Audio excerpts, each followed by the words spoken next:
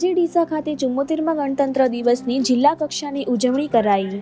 ગુજરાત રાજ્યના કેબિનેટ મંત્રી બળવંતસિંહ રાજપૂતના હાથે ધ્વજવંદન કરાયું। આજે ભારત દેશ 74મા ગણતંત્ર દિવસની ધામધૂમપૂર્વક ઉજવણી કરી રહી છે। આઝાદી કા અમૃત મહોત્સવની સાથે સાથે આજે 74મા ગણતંત્ર દિવસની ભારતવાસીઓ ઉત્સાહભેર ઉજવણી કરી રહ્યા છે। ત્યારે ડીસા ખાતે પણ જિલ્લા કક્ષાના ગણતંત્ર દિવસની ઉજવણીનું આયોજન કરવામાં આવ્યું છે। આજે 74મા ગણતંત્ર દિવસના મુખ્ય ગુજરાત રાજ્યના કેબિનેટ મંત્રી બળવંતસિંહ રાજપૂતના હાથે ધ્વજવંદન કરીને રાષ્ટ્રગીત સાથે રાષ્ટ્રધ્વજને સલામી આપવામાં આવી।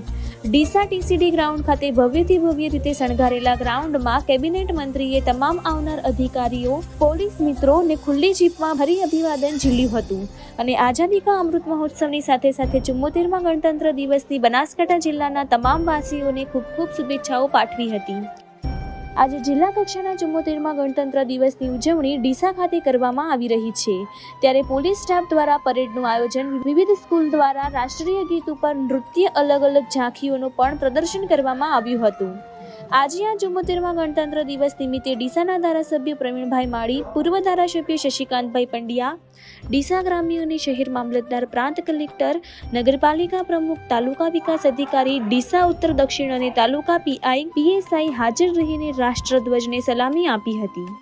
આજના આ પ્રસંગે કેબિનેટ મંત્રીએ જણાવ્યું હતું, ભાઈચારાથી એકતા વધે, એકબીજા પ્રત્યે પ્રેમ વધે અને દેશ માટે કંઈક કરી છૂટવાની તમન્ના સાથે દરેક ભારતીયએ કામ કરવું જોઈએ।